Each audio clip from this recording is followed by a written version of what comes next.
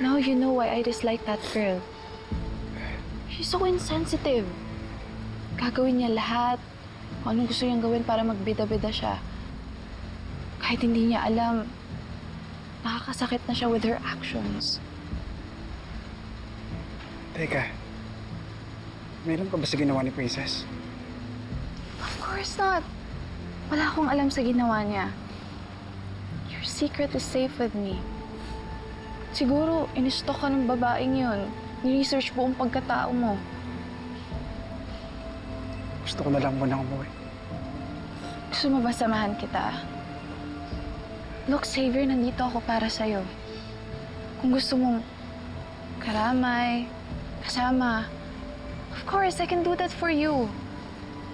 Kasi sa totoo lang, ako lang naman yung nakakaintindi sa'yo eh.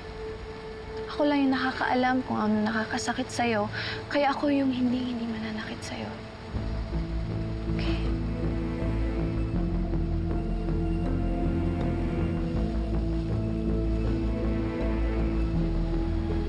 Thank you. Pero sa ngayon, gusto ko na lang muna mapag-isa.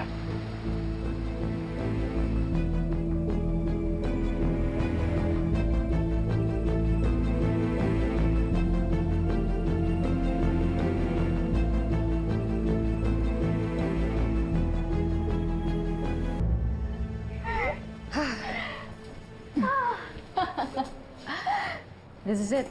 Mukhang iyong-iyo na nga talaga si Xavier. I know, right? I can't believe it actually worked. Sa dami ng sinubukan kong gawin, parang palagi na lang natatalo ng princess na yan. But not this time. It was a perfect plan. Imagine na pagawa mo siya ng bagay na hindi kanya pwedeng sisihin. You planted an idea in her head. I know. I hope ito na yung simula ng pagkawala ng babae niyo sa buhay ko.